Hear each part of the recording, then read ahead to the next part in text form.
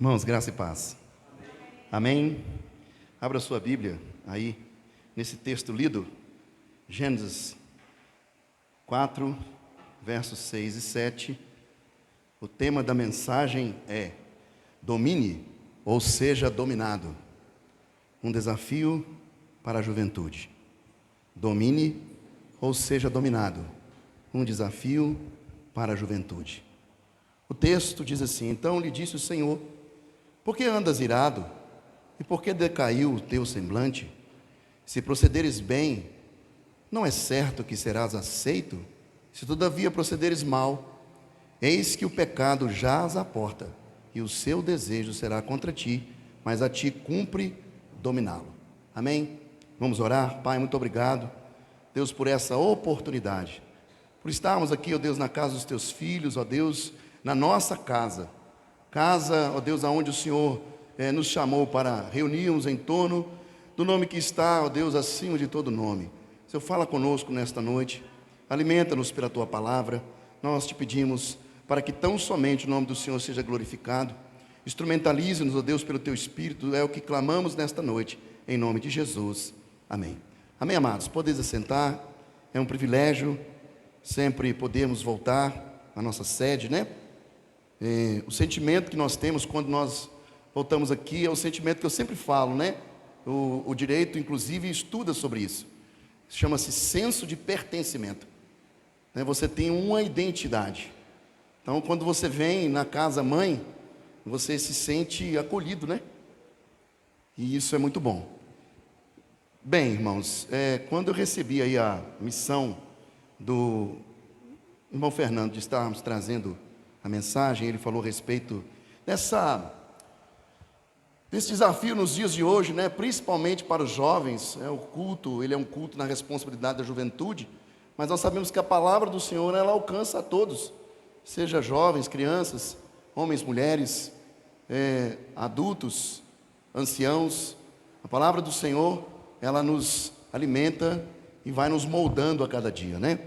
Bem, o texto que acabamos de ler é um texto conhecido por todos nós, porque está no quarto capítulo do primeiro livro de Gênesis, esse livro escrito por Moisés, como todos nós sabemos, e ele vai tratar acerca dessa experiência que Caim teve com Deus. Bom, assim como foi com Adão, novamente Deus busca o homem, apelando à sua consciência acerca dos motivos que estavam levando a fugir de sua presença. O texto de Gênesis, o capítulo anterior, capítulo 3, verso 8, vai dizer assim: e ouviram a voz do Senhor Deus que passeava no jardim pela viração do dia, e esconderam-se Adão e sua mulher da presença do Senhor Deus, entre as árvores do jardim. Da mesma forma, meus irmãos, assim sucedeu com Caim. E o Senhor percebeu que o seu rosto o denunciava, acerca do comportamento que o afastara de sua presença. Os termos utilizados aqui no texto revelam essa realidade. O texto vai dizer: por que andas irado? Disse o Senhor. A palavra, o termo hebraico aqui para esse estar, ou essa condição que encontrava Caim, ou seja, estar irado, aqui denota estar quente. E o termo ele vai um pouco mais adiante, em estado de ebulição. Caim, ele estava queimando de fúria, transtornado, exageradamente irado. O ódio que o queimava produziu nele um espírito taciturno, ou seja, um espírito sombrio. Nós podemos imaginar Caim na presença de Deus, mas com uma sombra no seu olhar. É isso que chamou a atenção de Deus. Por que o teu semblante está abatido? Por que tu estás irado? Ou seja, Caim ele estava exageradamente descontrolado, irado mesmo. O seu semblante era desagradável, mal-humorado. Mas com gentileza e paciência, Deus ele se dirige a Caim para tratar, buscando salvar o pecador rebelde. E aqui nós vemos Deus tomando sempre a iniciativa, porque é dele essa iniciativa, não parte de nós, não partiria nunca de Caim. essa iniciativa. Então Deus, da mesma maneira com que ele veio até Adão e Eva, ele busca Caim, para saber por que Caim estava se comportando daquela forma. Eu acredito que nós podemos olhar para dentro da nossa casa e muitas vezes nós perguntamos, quando os nossos filhos estão emburrados, né? Está tudo bem? Está tudo normal? Estamos em paz? Como é que foi o dia na escola? E aí, o filho insiste em dizer, né? Está tudo bem. E você sabe que o semblante o denuncia. Até o tom da voz, né, dona Júlia? E assim vai por aí. Os pais aqui presentes sabem, conhecem seus filhos, por mais pequenos que eles sejam. Está tudo bem, meu filho? Aconteceu alguma coisa na escola? Até mesmo as crianças pequenininhas aí, a Mica e as demais, a gente sabe quando está diferente, e Deus, como pai, se dirigiu a Caim, porque Caim estava com o semblante transtornado. Mas eu quero dizer para os irmãos que o sacrifício que Caim apresentou a Deus não foi rejeitado por uma questão de preferência da parte de Deus. Não havia algo especial em Abel que levasse a agradar mais a Deus do que ao de seu irmão. Mesmo porque, meus queridos, nós estamos aqui num contexto de pós-queda. Nós, se formos fazer a leitura do capítulo anterior, como nós lemos aqui alguns versículos, nós vamos ver o primeiro casal caindo em pecado, em desobediência, contrariando a vontade de Deus. Essa era a realidade daquela família ali na presença de Deus. Uma realidade pós-queda. Então, o que levou a Deus a desconsiderar e rejeitar a oferta de Caim foi um coração dominado pelo pecado. O Dr. John Gill, que é um teólogo calvinista do século XVIII, ele vai dizer que Caim caiu na substância ou no modo de seu sacrifício. Provavelmente nesse último, ou no segundo, né? Da maneira com que ele apresentou o sacrifício. Visto que o autor da Epístola aos Hebreus faz uma importante observação, diz John Gill, que pela fé Abel ofereceu o mais excelente sacrifício que Caim. Hebreus capítulo 11, verso 4. Caim ofereceu o seu sacrifício sem fé, sem qualquer visão do sacrifício de Cristo, disse o calvinista do século XVIII. Ele realizou este seu sacrifício hipocritamente, em aspecto e aparência somente. Ele não agiu com um princípio correto, nem para qualquer fim correto, e portanto as suas obras, qualquer que fosse a aparência da justiça que elas pudessem ter, foram pelo apóstolo João, em 1 João, no capítulo 3, verso 2, corretamente chamadas de obras más. Como são também todas as obras de homens perversos e não regenerados, ou seja, são assim as obras que nós apresentamos diante de Deus. Se não houver ali a participação, a principal participação de Jesus Cristo nas obras feitas por nós no reino de Deus, o Senhor não aceitará. Essas foram as características apresentadas pelo sacrifício de Caim a Deus, por isso que ele foi rejeitado. Deus afirma para Caim, caso ele fizesse o que era certo, ou seja, um sacrifício correto, haveria uma resposta com um semblante sorridente da parte de Deus, restaurando o seu coração. Mas o pecado sondava, como diz o texto, o pecado está à porta, o pecado está à espreita. E quando o texto fala assim conosco através de Moisés, Moisés está descrevendo ali como se um animal estivesse à espreita de sua presa. Essa era a intenção de Moisés. Caberia a Caim dominá-lo. E a ideia aqui de dominar, meus irmãos, é como nós estivéssemos olhando para alguém que é especialista em amansar um animal. Meu sogro foi amansador de cavalo. E na época dele não tinha essa forma Nutella, né, de ficar conversando com o cavalo. Era debaixo de cacete. O cavalo era amansado debaixo de chicotada e paulada. até ele aceitar a sela e o cabresto. Às vezes costumava a pessoa que estava amansando ali a montaria, ou o animal que lhe serviria para a montaria, talvez seria uma mula, ou um cavalo, ou um burro.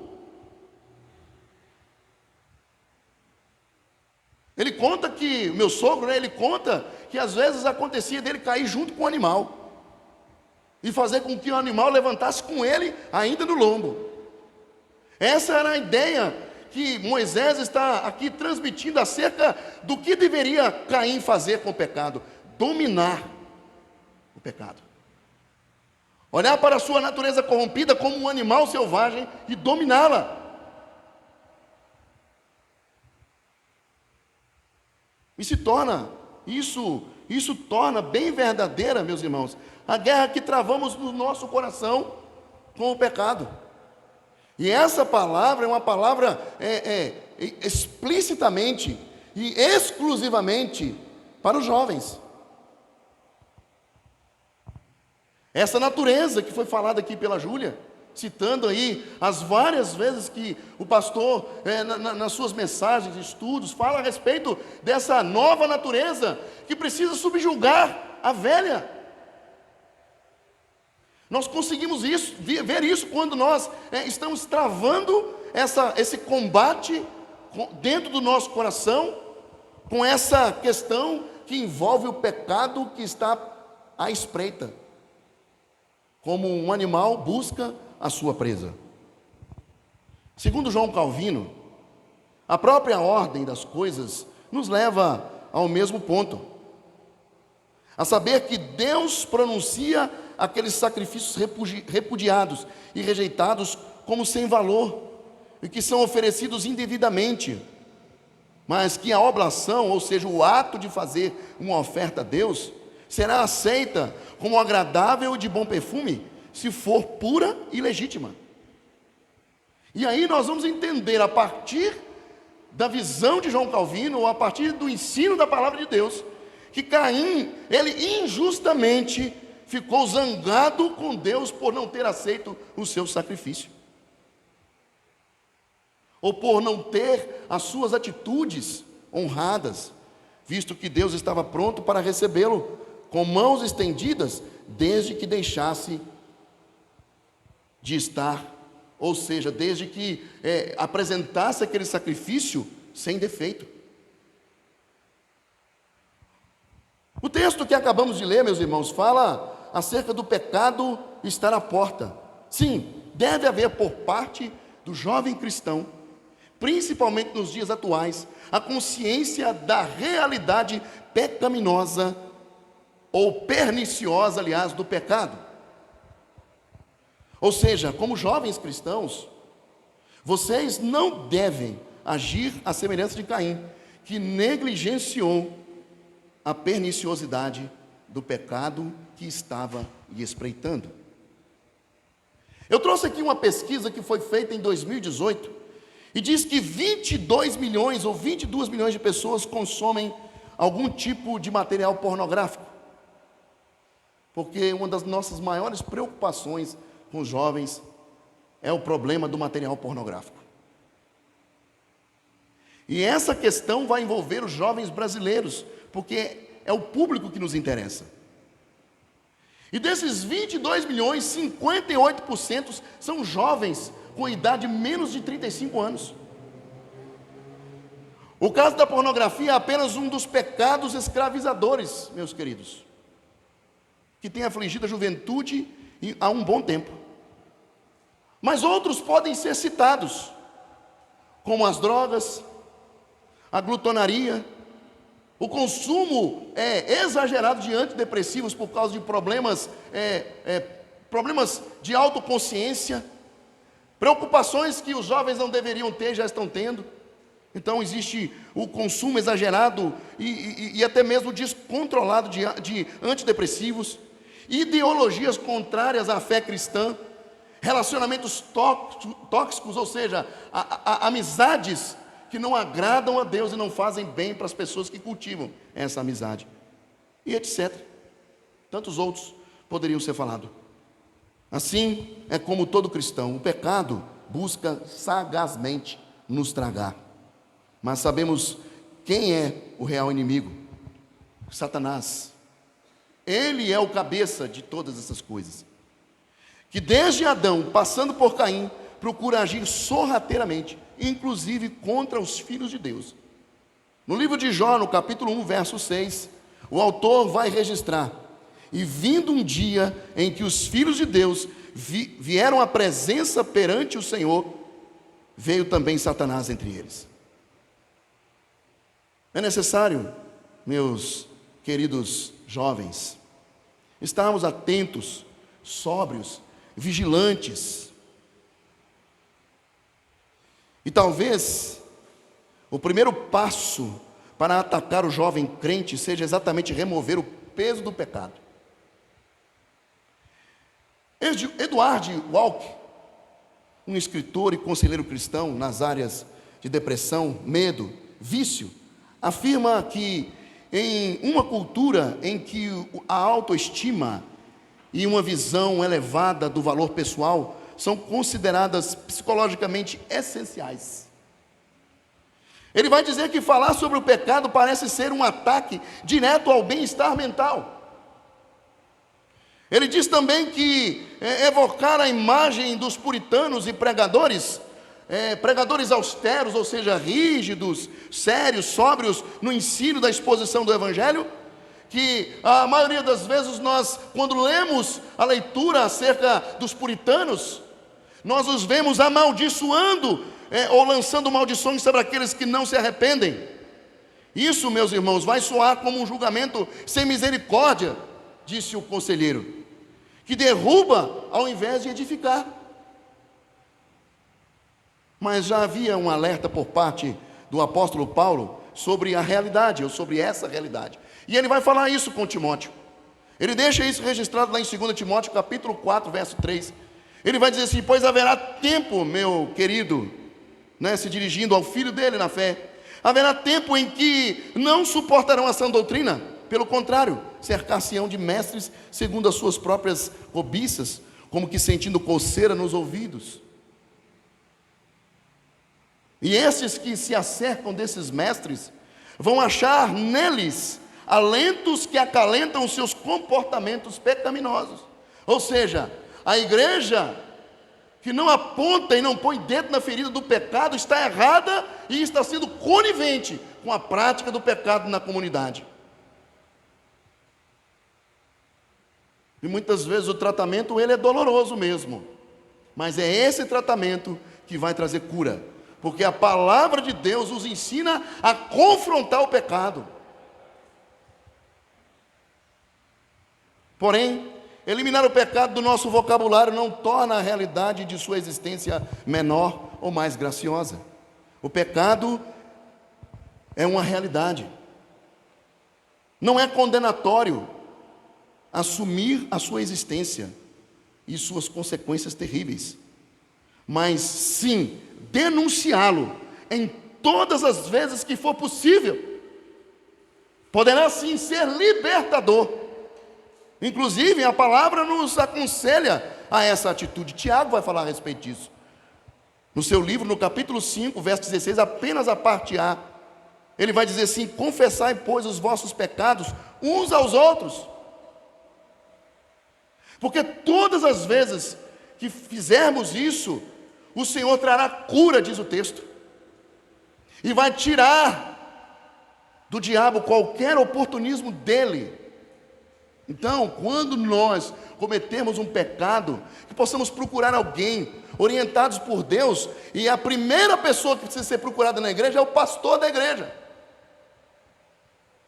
Se você não tem confiança no seu líder, ou se você não tem confiança em quem está ao seu lado, ou se você tem confiança no seu líder, se há maturidade da parte dele, procure-o, e orem juntos para que Deus traga o quê?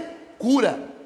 Agora, o pecado escondido conduzirá esse jovem, ou crente, um homem, adulto, mulher, jovem, velho, para dentro de uma prisão existencial. É por isso que é necessário que haja a confissão de pecado. Confessai, pois, os vossos pecados uns aos outros. Portanto, precisamos fazer uma análise sobre a situação de Caim. E aí fica a primeira pergunta dentro do texto que acabamos de ler. Por que tão transtornado como nós lemos? Ele estava exageradamente transtornado, a ponto de explodir.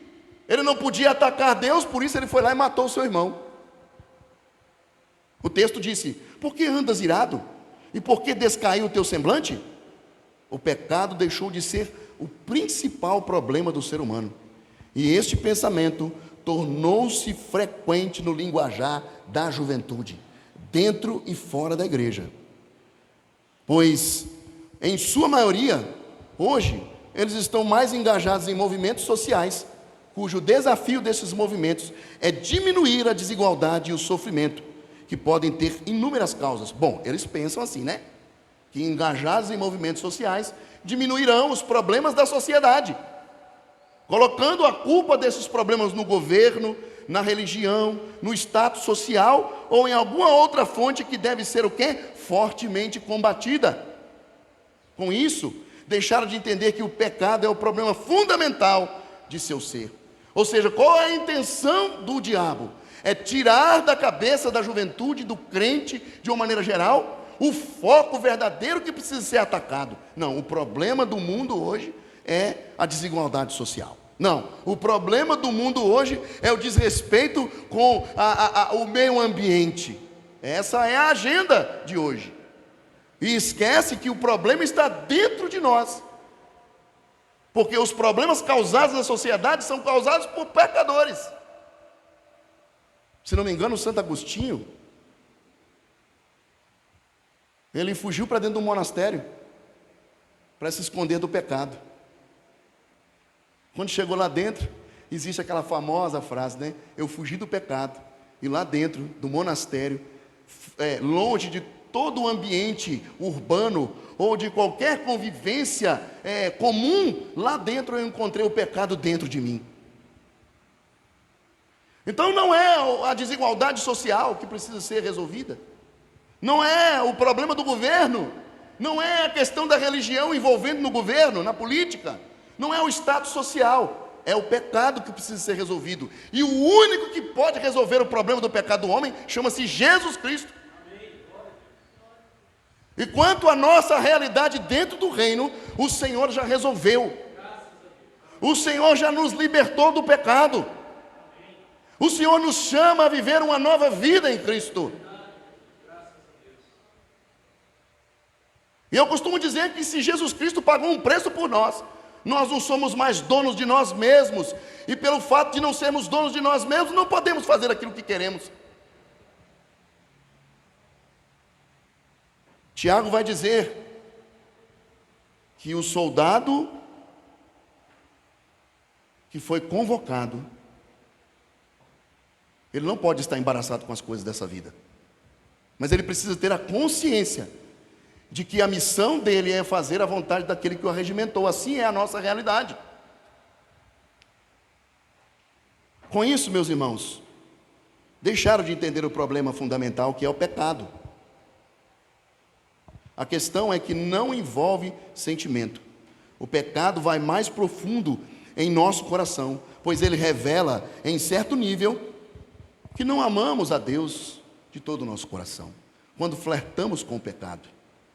As influências do mundo, somadas à natureza da carne, são instrumentos do diabo nos ataques ferozes contra a juventude. Elise Fitzpatrick, que é conselheira no Instituto de Aconselhamento Bíblico e Discipulado em Dallas, nos Estados Unidos, ela vai comentar acerca desse assunto que nós estamos tratando aqui. Ela vai dizer: Satanás usa duas armas poderosas nesse ataque: o medo e o prazer. Ele usa o medo para nos tentar, ao sugerir que a obediência a Deus resultará na perda de algo que cremos que precisamos ter para sermos felizes. Aí nos lembramos de Adão e Eva. Para eu ser feliz eu preciso comer desse fruto, porque ele é agradável aos olhos, ele dá prazer à carne, e ele me faz ter a consciência de que eu posso ser Deus. E aí comeram do fruto e perderam aquilo que Deus já tinha dado. Ao mesmo tempo, o diabo também vai tentar pelo prazer, ao apresentar as alegrias que a desobediência nos trará. Assim, quem decide conviver com o pecado vive transtornado, viu, jovens? Pois vive uma vida de autogratificação, e nada é mais ganancioso do que o pecado. Ele nunca está satisfeito com apenas mais uma vez. Só mais uma vez. Vai ser só mais uma vez. Por isso, não é incomum encontrar jovens que sejam juízes autodenominados. Ou seja, não permitindo que ninguém os avalie, os corrija e os ensine. Mas a Escritura faz isso, jovens. Hebreus capítulo 4, verso 12. Porque a palavra de Deus é viva e é eficaz e mais cortante do que qualquer espada de dois gumes, e penetra ao ponto de dividir a alma e espírito, juntas e medulas, e é apta para discernir os pensamentos e o propósito do coração, e o faz sem nos levar à justiça própria. Ela o faz sob o escrutínio do justo, da justa justiça de Deus. Paul Washer vai dizer que das Escrituras vemos que o pecado não é um fenômeno raro ou incomum, confinado a uma pequena minoria da humanidade, mas em seu escopo é universal. Cada membro da raça de Adão se ajuntou a ele em rebelião, e aí tudo começou. Aqueles que negam essa verdade devem negar o testemunho das Escrituras, da história humana e de sua própria reflexão, palavras e ações pecaminosas, disse o pastor Paul Washer. Portanto, precisamos avaliar o conceito que temos acerca do pecado, e se esse nosso conceito não está subjugado às verdades da palavra de Deus, precisamos nos voltar para a autoridade da palavra. Porque se somos cidadãos dos céus, não podemos viver diferente da maneira com que o Senhor nos chamou para viver.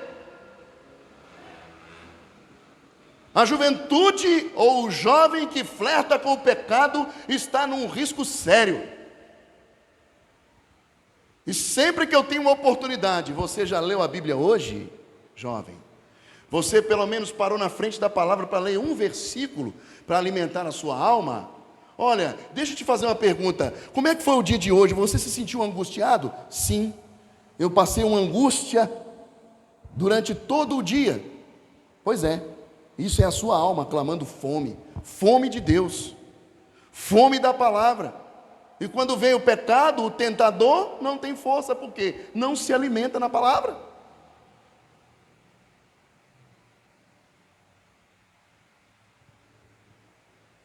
Sempre quando vem à igreja, eu pergunto: cadê a sua Bíblia? Cadê a sua Bíblia, jovem? Por onde anda a sua Bíblia? E aí nós podemos avaliar uma outra situação sob o controle. O texto vai dizer: o pecado jaz à porta, o seu desejo será contra ti. A batalha contra o pecado para o jovem, assim como é com todo o homem cristão ou a mulher cristã, é travada no coração. Você pode agir muito bem, aparentemente, mas em seu coração é que estão as verdadeiras intenções. E em algumas vezes, nossos desejos internos não correspondem às nossas ações.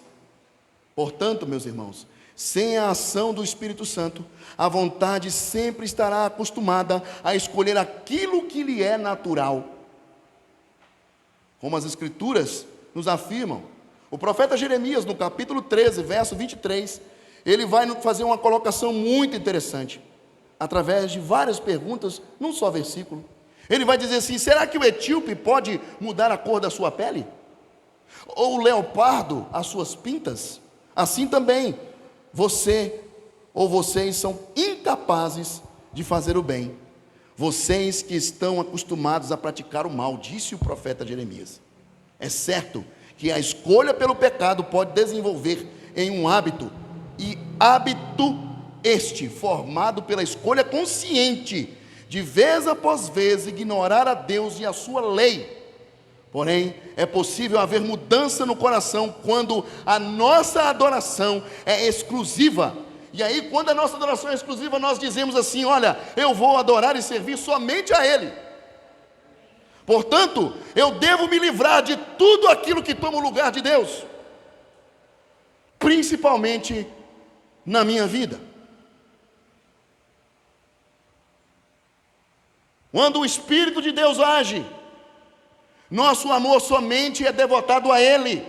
Vou amá-lo de todo o meu coração.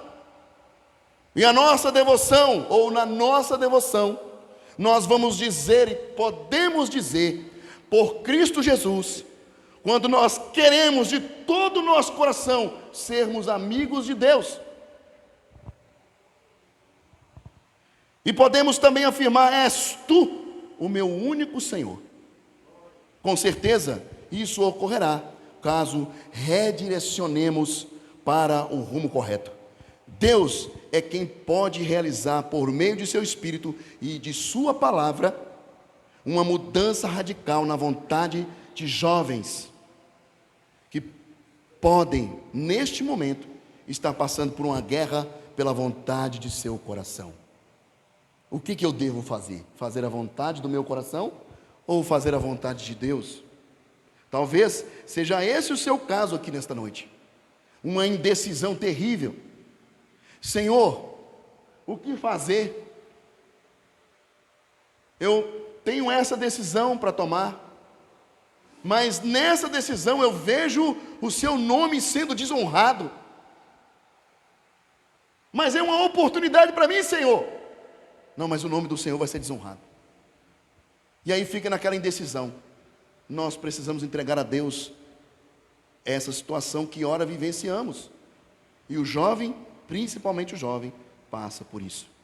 Mas Paulo, ele escrevendo aos Filipenses, no capítulo 2, verso 13, ele vai dizer: porque é Deus, ou porque Deus é quem efetua em vós tanto o querer como realizar segundo a sua boa vontade.